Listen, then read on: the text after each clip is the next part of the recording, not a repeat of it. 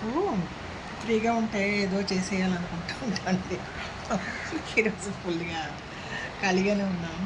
ఏదో వంట చేసా, ఏదో షెల్ఫ్‌లు క్లీన్ చేసా, వంట రూమ్ కడిగానండి. సరే ఏదైనా గుడికి పోదాము అనుకుంటున్నా. ఈలోపు మళ్ళీ ఫోన్ తీసుకున్నాను.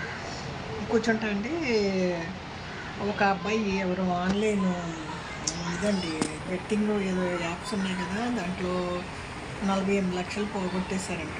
దాంతో భార్య, ఇద్దరు పిల్లలండి. భార్య వచ్చి ఇద్దరు పిల్లలకి విషం ఇచ్చి తను కూడా విషం తిని చనిపోయిందంటండి. వీళ్ళు చేసే పనులండి. ఇంట్లో భార్య పిల్లలు ఉంటారండి. కూలి చేసుకున్న, గంజి తాగిన తృప్తిగా బతకొచ్చండి. వాళ్ళు రూపాయి పోగొట్టుకుని మళ్ళీ పోగొట్టుకున్న దగ్గరే సంపాదించాలనండి. పేకాట్లు, జూదాలు ఇవన్నీ తప్పని చెప్తున్నారండి. అయినా సరే ఏంటో లేదు. ఫ్యామిలీ నాశనం అయిపోయింది. భర్త పారిపోయాడంటండి ఈ కేసు అవుతుందని. ఆ పిల్లని కన్నా తండ్రి వచ్చి అమ్మాయిని ఊళ్ళో తలకాయ పెట్టుకుని ఆ పిల్లని చూసుకుంటున్నాడు. చనిపోయిన కూతురుని చూసి ఏడుస్తున్నాడు. మంచం మీదనే ఇద్దరు మగపిల్లలు చనిపోయి ఉన్నారు. మొగుడు పారిపోయాడంట.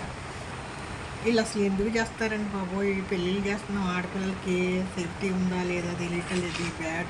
ఈ ఫోన్ వల్ల వచ్చిందా లేదా ప్యాకెట్ల వల్ల ఇంతంత పోగొట్టుకున్నది. మా చిన్నప్పుడు చూసేవాళ్ళు అండి, పొలాలు పోగొట్టేవాళ్ళు, వేరే హ్యాబిట్స్, తాగుడు, వేరే ఆడవాళ్ళ విషయంలో పోగొట్టేవాళ్ళండి. ఇప్పుడు ఫోను జస్ట్ చేతిలో ఫోన్ పెట్టుకుని కుటుంబాలు నాశనం అయిపోతుందండి.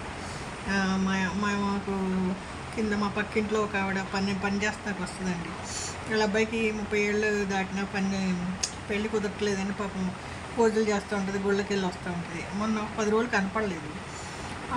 ఏంటో ఆ అమ్మాయి కనపడతలేదు, పనికి రావట్లేదు అంటే, లేదు వాళ్ళ అబ్బాయి సూసైడ్ చేసుకున్నాడు అన్న. ఏంటంటే ఇది బెట్టింగ్ దాంట్లో డబ్బులు పోగొట్టేసాడంటండి. సరే ఇంట్లో తిడతారు అనేసి సూసైడ్ చేసుకున్నాడంట. ఆవిడ పాపం ఒక 2 నెలలు పనికి రాలేదు. ఇదండి, వాళ్ళతో పోదండి. ఫ్యామిలీని నాశనం చేసేస్తున్నారు. మరి గవర్నమెంటు వాళ్ళు చేయాలా? ఎవరు చేయాలండి? ఫోన్లో ఈ అరాచకాలు ఆపాలంటే ఎవరు ముందుకు రావాలో అర్థం అవటం లేదండి.